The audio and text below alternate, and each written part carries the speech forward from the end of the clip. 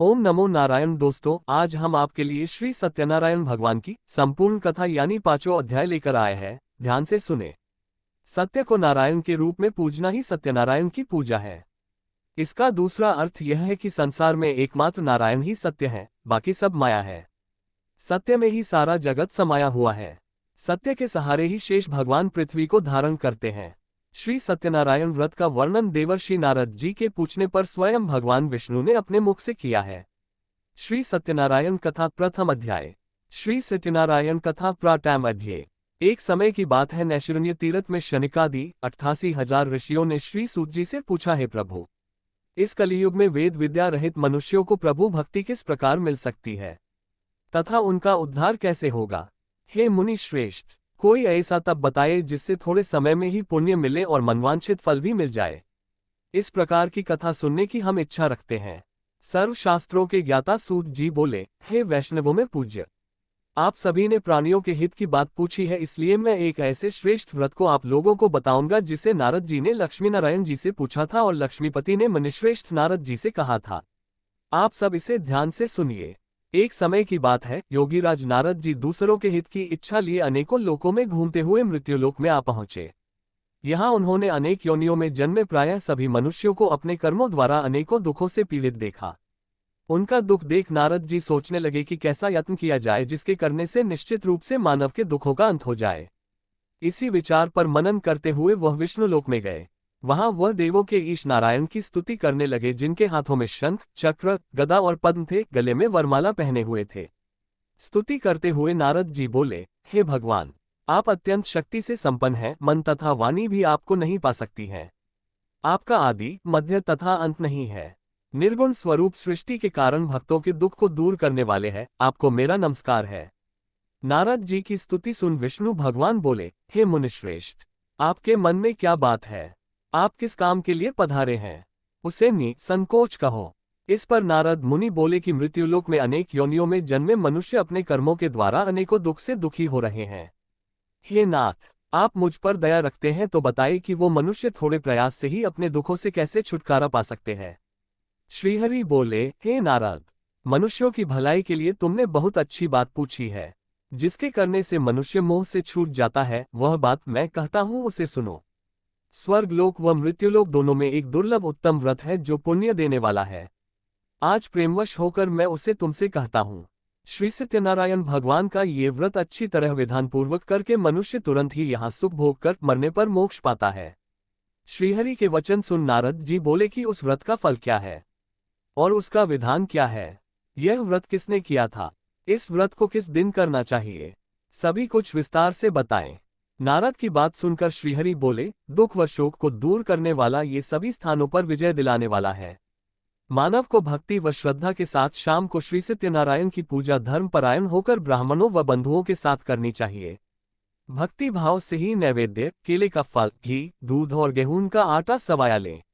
गेहूं के स्थान पर साठी का आटा, शक्कर तथा गुड़ लेकर वह सभी भक्षण योग्य पदार्थों को मिलाकर भगवान का भोग लगाएं। ब्राह्मणों सहित बंधु बांधवों को भी भोजन कराएं, उसके बाद स्वयं भोजन करें। भजन कीर्तन के साथ भगवान की भक्ति में लीन हो जाएं। इस तरह से सत्यनारायण भगवान का ये व्रत करने पर मनुष्य की सारी इच्छाएं निश्चित रूप से पूरी होती हैं। इस कलिकाल अर्थात कलियुग में मृत्युलोक में मोक्ष का यही एक सरल उपाय बताया गया है। इति श्री सत्यनारायण व्रत कथा का प्रथम अध्याय संपूर्ण। श्रीमन नारायण नारायण नारायण। श्री सत्यनारायण कथा द्वितीय अध्याय। श्री सत्यनारायण कथा द्वितीय अध्याय। सूत जी बोले, हे ऋषियों, जिसने पहले समय में इस व्रत को किया था उसका इतिहास कहता हूँ, ध्यान से सुनो। सुंदर काशीपुरी नगरी में एक अत्यंत निर्धन ब्राह्मण रहता था। भूख प्यास से परेशान वह धरती पर घूमता रहता था।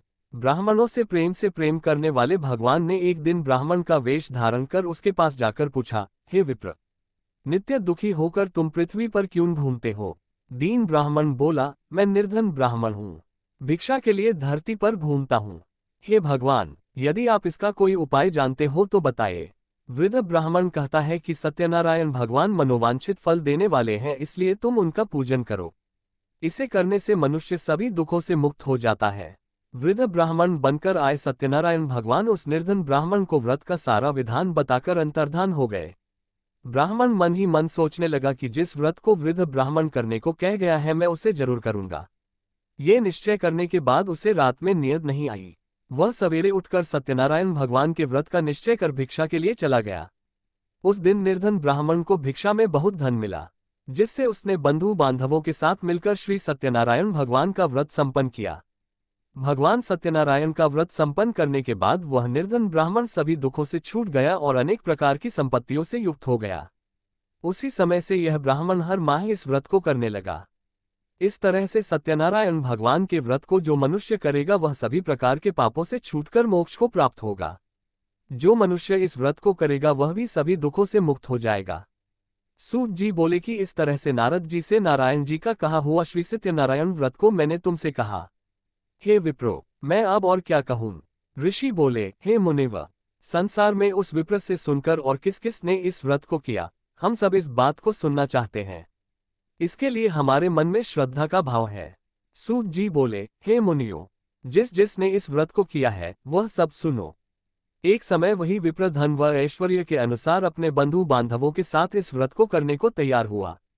उसी समय एक एक लकड़ी बेचने वाला बूढ़ा आदमी आया और लकड़ियां बाहर रखकर अंदर ब्राह्मण के घर में गया। प्यास से दुखी वह लकड़हारा उनको व्रत करते देख विप्र को नमस्कार कर पूछने लगा कि आप ये क्या कर रहे हैं तथा इसे करने से क्या फल मिलेगा, कृपया मुझे भी बताएं। ब्राह्मण ने कहा कि सब मनोकामनाओं को पूरा करने वाला ये सत्यनारायण भगवान का व्रत है। इनकी कृपा से ही मेरे घर में धन धान्य आदि की वृद्धि हुई है। विप्र से सत्यनारायण व्रत के बारे में जानकर लकड़हारा बहुत प्रसन्न हुआ। चरणामृत लेकर वह प्रसाद खाने के बाद वह अपने घर गया। लकड़हारे ने अपने मन में संकल्प किया कि आज लकड़ी बेचने से जो धन मिलेगा उसी से श्री सत्यनारायण भगवान का उत्तम व्रत करूंगा। मन में इस विचार को ले बूढ़ा आदमी सिर पर लकड़ियां रख उस नगर में बेचने गया जहां धनी लोग ज्यादा रहते थे। उस नगर में उसे अपनी लकड़ियों का दाम पहले से 4 गुना अधिक मिलता है। बूढ़ा प्रसन्नता के साथ दाम लेकर केले, शक्कर, घी, दूध, दही और गेहूं का आटा ले और सत्यनारायण भगवान के व्रत की अन्य सामग्रियां लेकर अपने घर गया।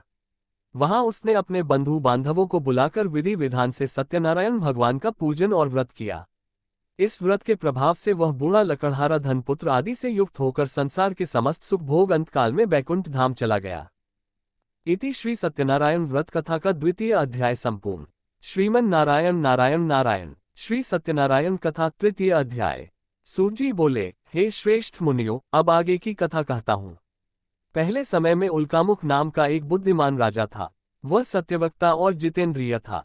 प्रतिदिन देवस्थानों पर जाता और निर्धनों को धन देकर उनके कष्ट दूर करता था। उसकी पत्नी कमल के समान मुख वाली तथा सती साध्वी थी। भद्रशिला नदी के तट पर उन दोनों ने श्री सत्यनारायण भगवान का व्रत किया। उसी समय साधु नाम का एक वैश्य आया। उसके पास व्यापार करने के लिए बहुत सा धन भी था। राजा को व्रत करते देखकर वह विनय के साथ पूछने लगा, हे राजन, भक्तिभाव से पूर्ण होकर आप ये क्या कर रहे हैं? मैं सुनने की इच्छा रखता हूं तो आप मुझे बताएं। राजा बोला, हे साधु, अपने बंधु बांधवों के साथ पुत्रादि की प्राप्ति के लिए एक महाशक्तिमान श्री सत्यनारायण भगवान का व्रत व पूजन कर रहा हूं। राजा के वचन सुन साधु आदर से बोला, हे राजन, मुझे इस व्रत का सारा विधान कहिए। आपके कथनानुसार मैं भी इस व्रत को करूंगा। मेरी भी संतान नहीं है और इस व्रत को करने से निश्चित रूप से मुझे संतान की प्राप्ति होगी।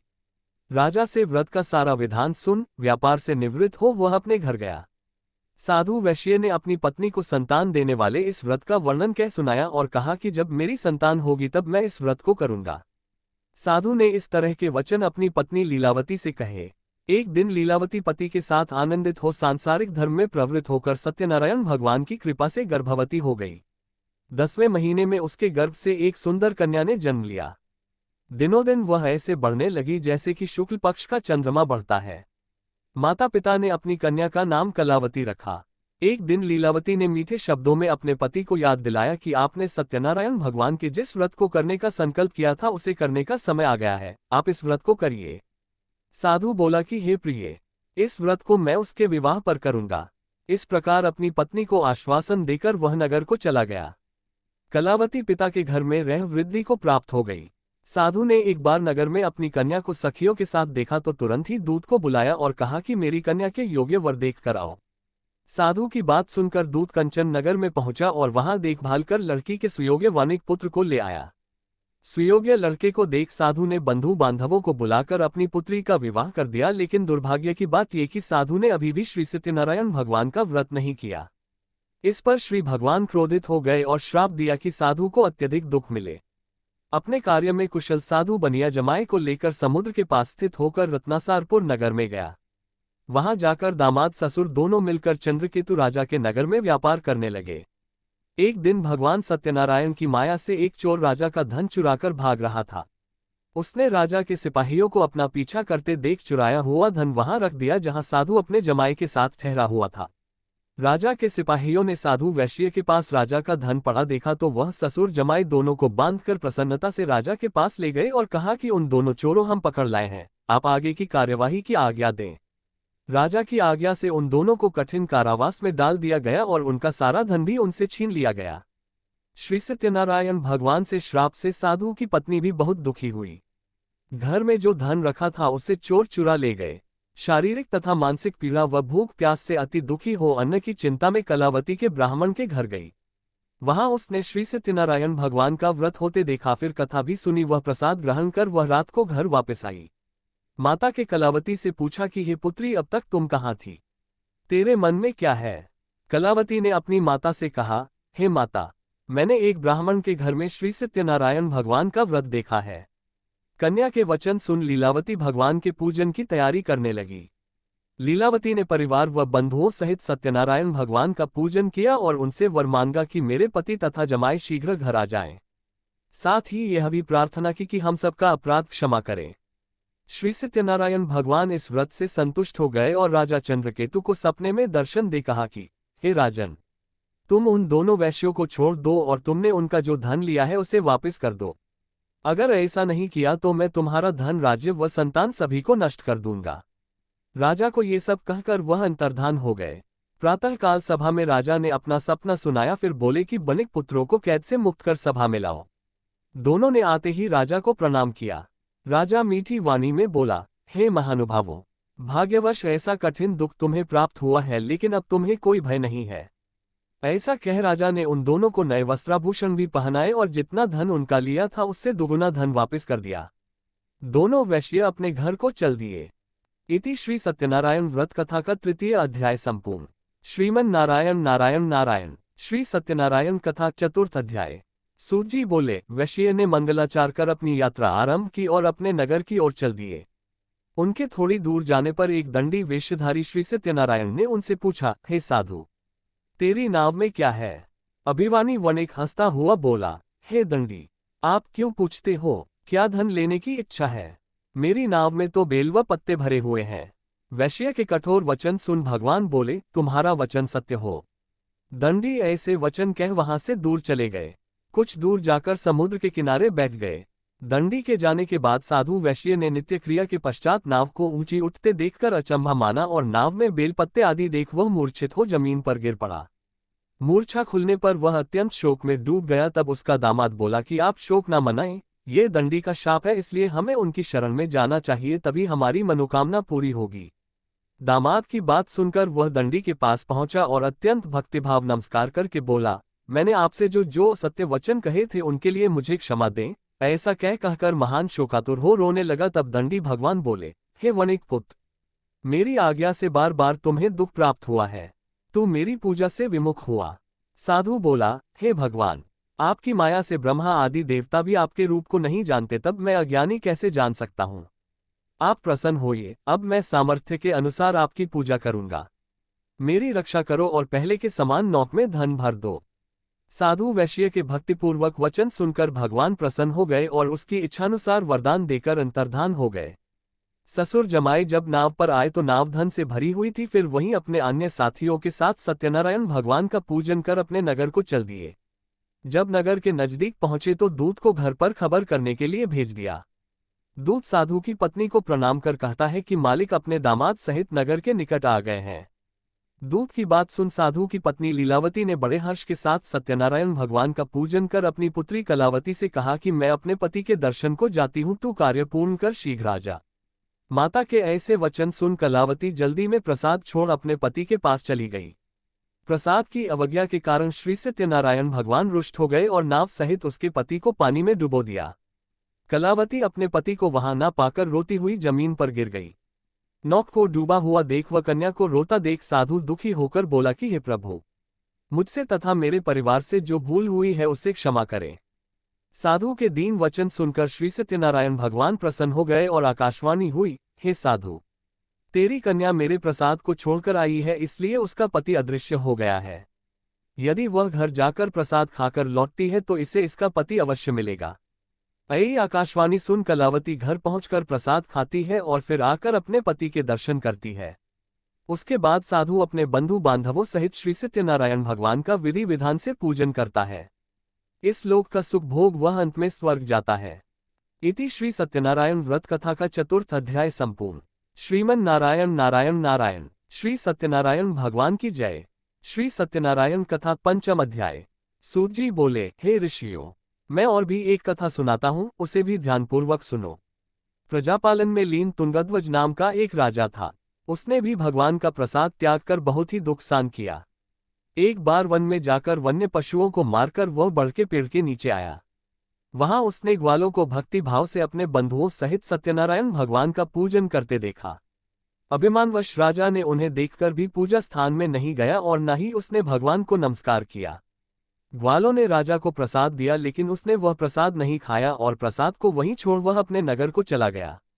जब वह नगर में पहुंचा तो वहां सब कुछ तहस नहस हुआ पाया तो वह शीघ्र ही समझ गया कि यह सब भगवान ने ही किया है। वह दोबारा ग्वालों के पास पहुंचा और विधि पूर्वक पूजा करके प्रसाद खाया तो श्री सत्यनारायण भगवान की कृपा से सब कुछ पहले जैसा हो गया। दीर्घ काल तक सुख भोगने के बाद मरणोपरांत उससे स्वर्गलोक की प्राप्ति हुई। जो मनुष्य परम दुर्लभ इस व्रत को करेगा तो भगवान सत्यनारायण की अनुकंपा से उसे धन धान्य की प्राप्ति होगी। निर्धन धनी हो जाता है और भयमुक्त हो जीवन जीता है। संतानहीन मनुष्य को संतान सुख मिलता है और सारे मनोरथ पूर्ण होने पर मानव अंतकाल में बैकुंठ धाम को जाता है। सूत जी बोले, जिन्होंने पहले इस व्रत को किया है अब उनके दूसरे जन्म की कथा कहता हूँ। वृद्ध शतानंद ब्राह्मण ने सुदामा का जन्म लेकर मोक्ष की प्राप्ति की। लकड़हारे ने अगले जन्म में निषाद बनकर मोक्ष प्राप्त किया। उल्कामुख नाम का राजा दशरथ होकर बैकुंठ को गए। साधु नाम के वैश्य ने मूर्ध्वज बनकर अपने पुत्र को आरे से चीरकर मोक्ष पाया। महाराज तुंगध्वज ने स्वयंभू होकर भगवान में भक्ति युक्त होकर कर मोक्ष पाया। इति श्री सत्यनारायण व्रत कथा का पंचम अध्याय संपूर्ण। श्रीमन नारायण नारायण नारायण। श्री सत्यनारायण भगवान की जय। दोस्तों, हम आपके लिए श्री सत्यनारायण जी की संपूर्ण कथा लेकर आए हैं। दक्षिणा में एक लाइक जरूर दे, आपको पुण्य मिलेगा।